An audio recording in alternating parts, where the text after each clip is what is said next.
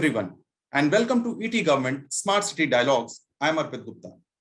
The Smart City Dialogues center around the future of cities and their development. Host a new Smart City administrator every week to share experiences in dealing with technology adoption, outcomes, priorities, and future roadmaps.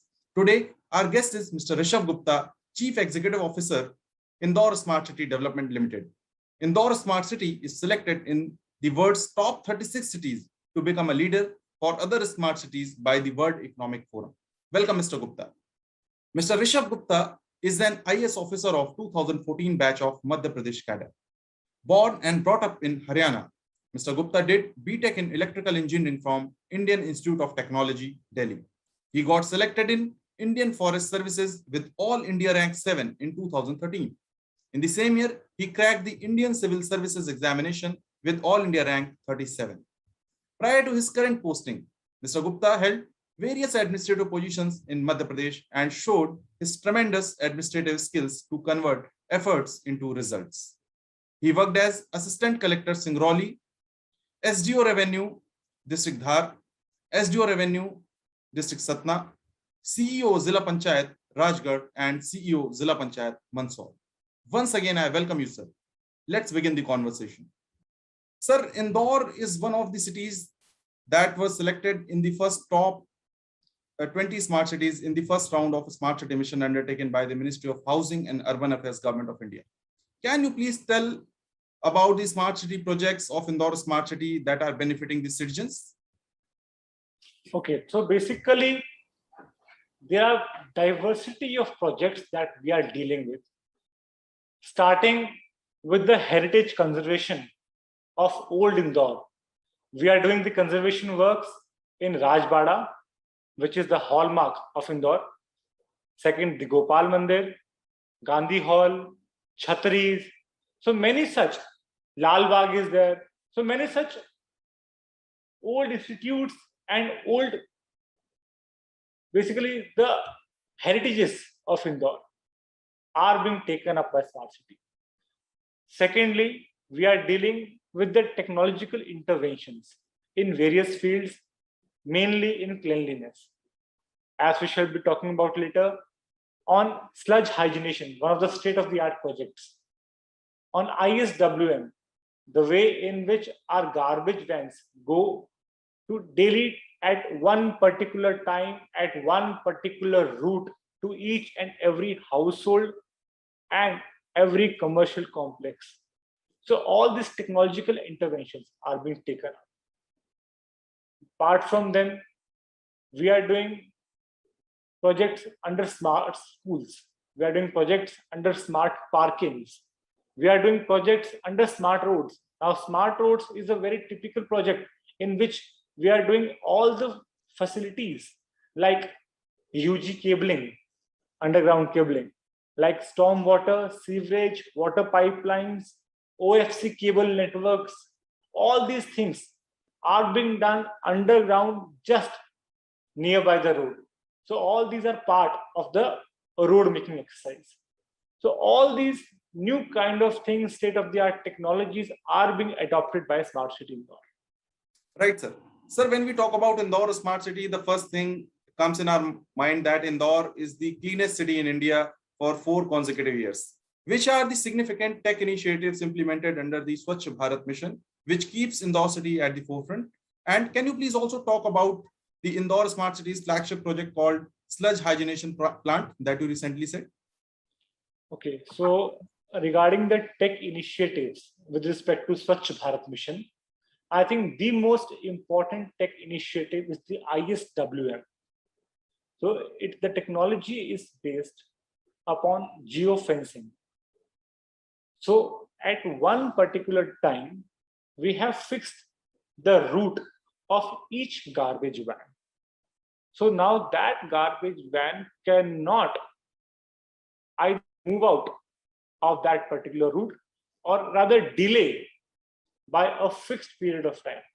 If any such kind of either delay or a change in route happens, that automatically gives us a trigger, which then helps the enforcement team to ensure that garbage collection is done regularly and at an appropriate time.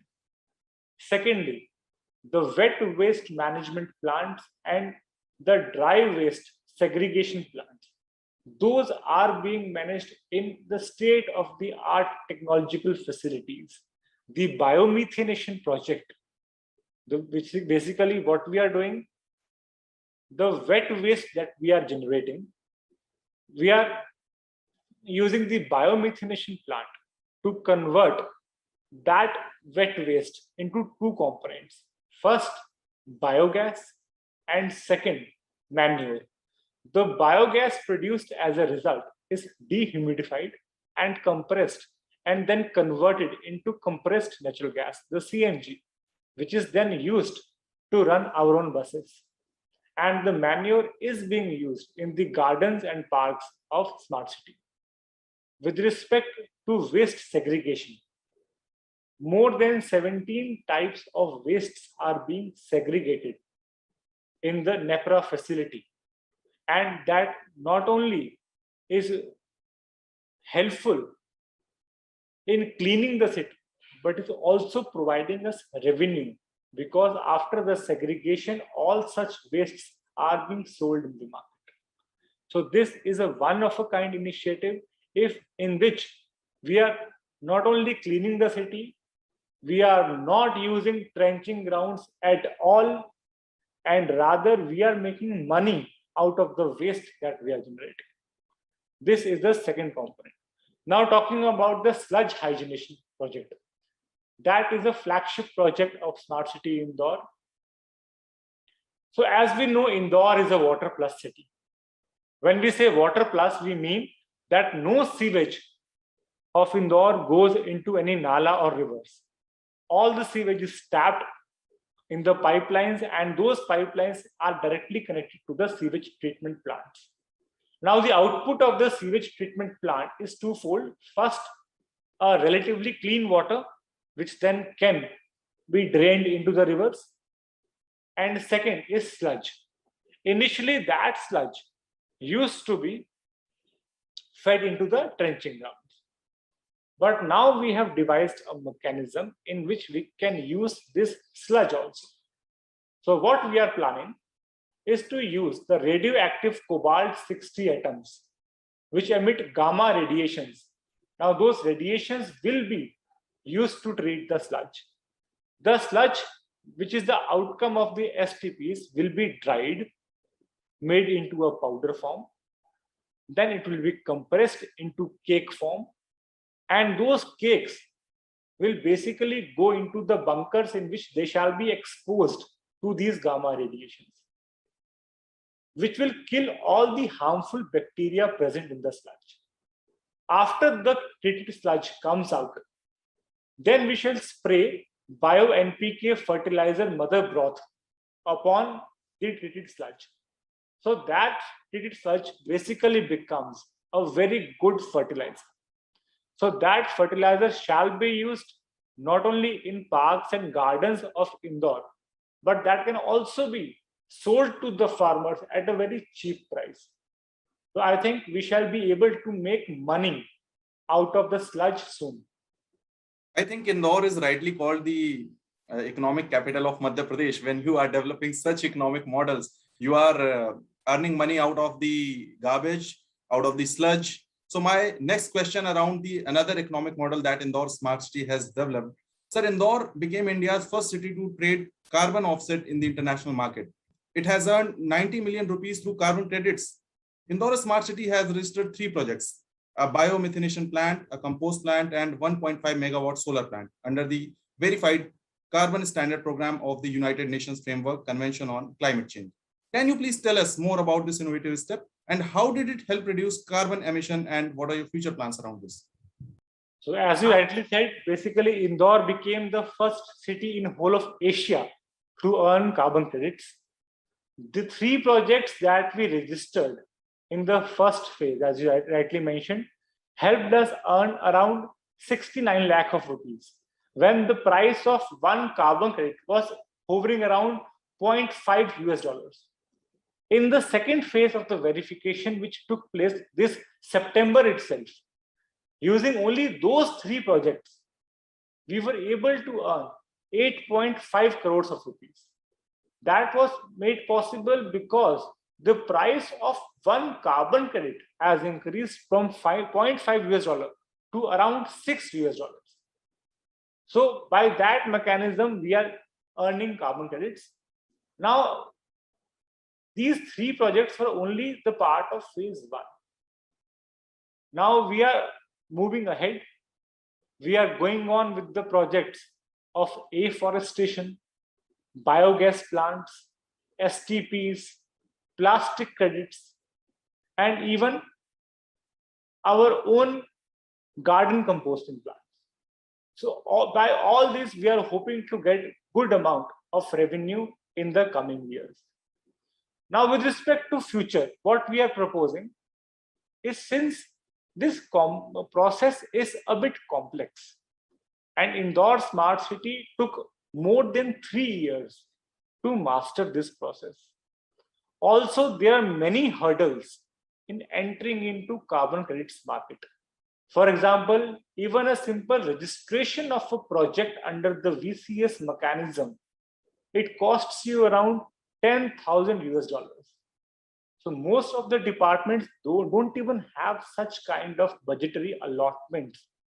Then we have to appoint auditors, we have to appoint issuers for these projects. Those cost some money. Apart from them, the process flow is very complex, and there are diverse mechanisms in which we have to register the projects. So all in all, this complex and high upfront charge make it very unfeasible for any kind of government department to participate in the carbon credits market. So what we are proposing is that other government departments, be it other cities, be it other rural bodies, be it other states even, and we are inviting industries, NGOs, and even private members who are doing something, have done something, or are planning to do something which will lead to reduction in emissions, afforestation, or any such kind of eco-friendly activities, to come and collaborate with Indore Smart City. The whole proposal goes like this: the Indore Smart City shall be responsible for taking all the risks of upfront payments, appointing auditors, trading the carbon credits. All the third-party payments shall be deducted from the gross revenue that we get after selling the carbon credits. And the net revenue shall be shared between the client body and Indore Smart City. And again, I'm reiterating, the client body can be any Zilla Panchayat, it can be any other city, any other smart city, any other government department, any industry, or even any private individual who has done some good eco-friendly work. So I think with this model in hand, we are actually going deep into the carbon credits market. And I think this is one of its kind initiative in the, not only in the smart city, but in the governments in India. Sir, my next question to you is, smart cities are pursuing next-gen technologies as future opportunities. To give a fillip to the startup culture, the Indore Smart City introduced Smart Seed, an incubation center where startups will get all the required facilities, starting from guidance to funding during their nascent stage. How do you plan to bridge the gap between startups and their stakeholders? So Smart Seed, the incubation center of Indore Smart City, is again one of the flagship projects of Indore Smart City. In the Smart Seed has around 170 workbenches. It can accommodate more than 50 startups. We have partnered with CII-Co for all the technical and managerial support. So what we guarantee in this incubation center is, first, the physical infrastructure part. 24-hour electricity, air condition, internet facility, boardrooms, meeting rooms, video conference rooms, all of them shall be provided at a very nominal cost to any startup that is willing to come aboard. This is the physical infrastructure part. Now coming to the soft part, we shall be providing the mentoring. Mentoring not only includes the technical mentoring, but also mentoring in legal aspects, mentoring in IPR aspects, mentoring in marketing skills, mentoring in sales, all those activities which are the basically the crucial benchmarks for any budding startup. All those activities shall be taken care of and handhold support shall be provided by Smart City to all the budding startups. Secondly, we are going and doing outreach programs with colleges like IIT Indore, IIM Indore, GSITS, Aurobindo, and many such prestigious colleges. Also, we are going with for MOUs with such colleges, such that these colleges shall be able to take benefit of our incubation center, and at the same time, our startups shall be able to take help of the laboratories, of the paid softwares, of the mentorship in these colleges. So this quid pro quo arrangement between the colleges and Indore Smart City Incubation Center will definitely help boost the startup culture, not only in Indore, but in whole of Madhya Pradesh. And so this is the basic concept of a smart cities: collaboration, citizen engagement, and also engaging the stakeholders, those who are part of the city. How has been your experience of engaging these stakeholders so far? And any suggestion for your other smart cities of state as well as India? I think no work can progress in a democracy if we do not involve the stakeholders right from the inception of a project. I would definitely like to give two examples. First, the much talked about MG Road from Bada Ganpati to Krishnapura. I think that has been the talk of the town for the past 2 months. So the citizen engagement levels that we have seen during the implementation of this project are unprecedented. Nowhere do we see that people coming forward and removing their structures on their own so as to facilitate the broadening of a road. All this has been possible because the government officials, public representatives, social groups, and citizens themselves have been engaged on a common platform regularly, so that there is a sense of trust that whatever we are doing is for the benefit of the citizens. When such a trust develops, I think any kind of project is possible. Second example that I would like to give is the Nurturing Neighborhood project that we are doing in Indore. Nurturing Neighborhood project basically is a project in which we are changing the public places with respect to their utilization by infants, toddlers, and their caregivers. So what we are doing, first of all, is to increase the safety levels in parks, gardens, malls, Anganwadis. Second, we are increasing the accessibility to these places by widening of roads, by opening of new entrance mechanisms, by providing green buffers along the edges of such gardens. And then what we are doing is taking up the concept of waste to wealth, in which we are using the scrap wood, which we got as a byproduct of many other projects that we undertook. And using that wood, we are converting them into play equipments for children. Again, all these activities have been done along with constant consultation with the citizens, along with focused group discussions with the stakeholders, with the guardians, with the Anganwadi workers, and only after they have given their suggestions, we finalize our ideas and then implement them. Thereby, I must say that for development of any such kind of project, stakeholder consultation is a necessity. Right, sir. Very well underlined these thoughts. While we are heading towards the end of the conversation, sir, I would like to know, going forward, what are your priorities for the current fiscal and what will be your key focus areas in the next 6 months? Now, as we know that last 1 to 2 years, we have grappled with the coronavirus. First, we had the issues of lockdown. Then we had to face health issues. And then we were engaged in the vaccination program.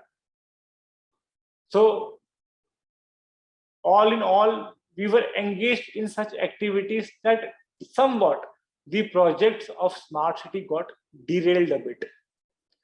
So, in the coming 6 months, the priority would be get all the projects back on track and try to finish the projects that we had started in the past 2 years.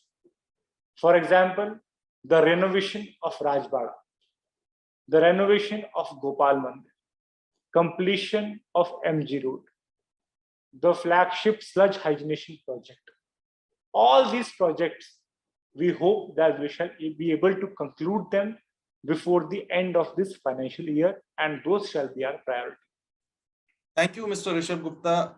Thank you for sharing these insights and the progress of various Smart City projects with us. It was really a great interaction with you. Our sincere thanks to you for accepting our invitation and making today's show wonderful. We wish you all the best for your future endeavors. Thank you. Thank you.